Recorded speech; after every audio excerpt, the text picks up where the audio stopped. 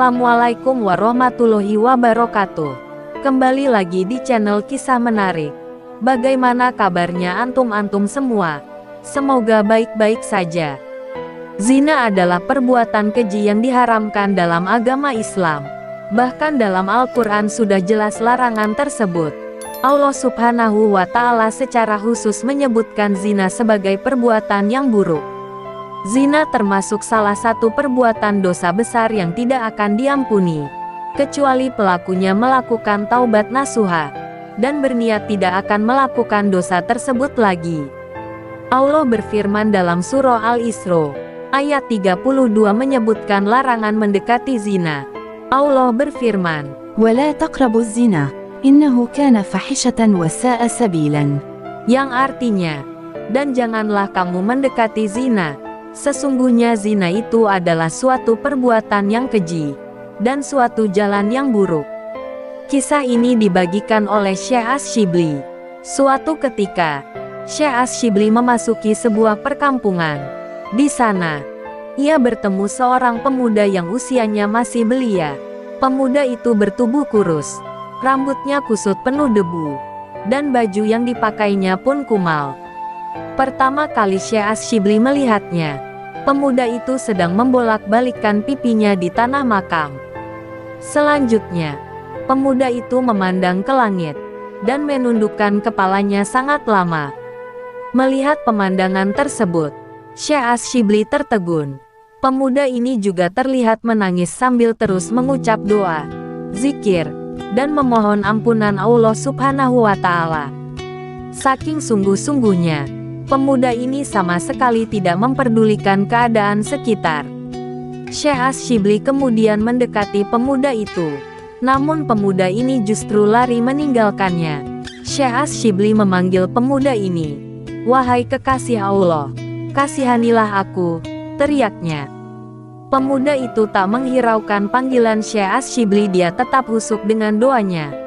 "Allah," kata pemuda itu terus pergi dari Syekh Asy-Syibli. "Dengan hak Allah, aku mohon agar engkau sabar menungguku," ujar Syekh Asy-Syibli yang kelelahan mengejarnya. "Allah," kata pemuda itu lagi, "bila perkataanmu itu benar, maka tunjukkanlah kesungguhanmu dalam beribadah kepada Allah," kata Syekh Asy-Syibli meminta pada pemuda itu. "Ya Allah," teriak pemuda itu lebih keras. Setelah teriakan itu, tiba-tiba tubuh pemuda tersebut terkulai lemas, dan jatuh ke tanah. Ketika Syekh Asy-Syibli memeriksanya, ternyata pemuda tersebut telah meninggal dunia. Syekh Asy-Syibli sangat takjub melihat kesungguhannya beribadah. Kemudian, Syekh Asy-Syibli mengucapkan la haula wala quwata illa billahil aliyyil azim. Setelah itu, Syekh Asy-Syibli bergegas mengurus jenazah pemuda tersebut. Ia letakkan jenazah pemuda ini di tempat yang baik. Lalu ia pergi untuk menyiapkan perlengkapan untuk pemakaman. Alangkah terkejutnya Syekh Asy-Syibli ketika melihat jenazah pemuda yang tadi ia taruh hilang tanpa bekas. Ia pun mengira kalau jenazah itu sudah diurus oleh orang yang lewat saat dirinya pergi.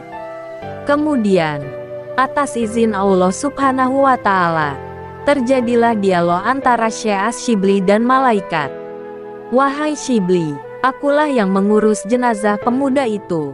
Tidak ada orang lain yang mengurus jenazahnya, kecuali para malaikat. Oleh karena itu, senantiasalah engkau beribadah kepada Tuhanmu, dan bersedekahlah dengan hartamu." Pemuda ini tidak bisa mencapai derajat tertinggi seperti sekarang ini, kecuali dengan bersedekah, ucap suara misterius dari malaikat. Hidayah dari Allah. Pemuda ini mendapat hidayah sebelum bertaubat kepada Allah Subhanahu wa Ta'ala. Hidayah ini berupa mimpi yang dikirimkan malaikat atas perintah Allah Subhanahu wa Ta'ala. Apa sedekah yang telah dilakukannya sehingga ia mencapai derajat tertinggi? Tanya Syekh Asy-Syibli. "Wahai Syibli, sesungguhnya dahulu ia adalah pemuda yang durhaka, fasik, dan pezina. Lalu Allah menurunkan mimpi yang menakutkan kepadanya. Dalam mimpi tersebut, kemaluannya berubah menjadi ular yang berputar-putar hingga masuk mulutnya. Ular itu kemudian mengeluarkan api yang menyala-nyala, hingga menghanguskan seluruh tubuh pemuda tersebut.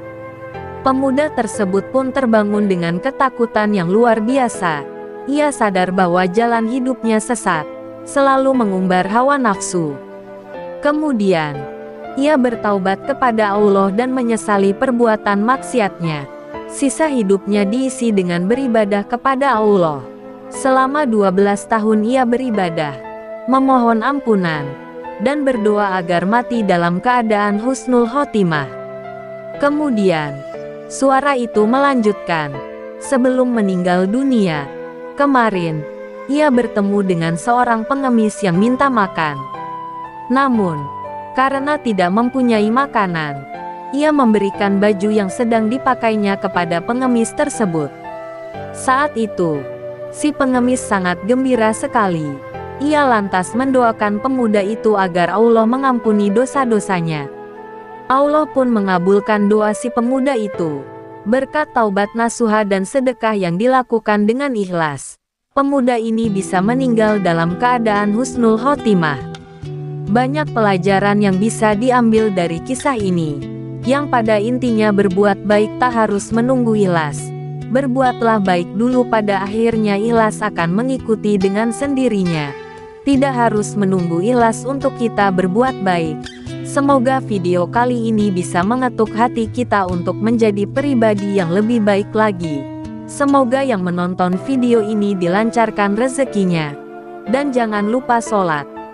Cukup sekian. Wassalamualaikum warahmatullahi wabarakatuh.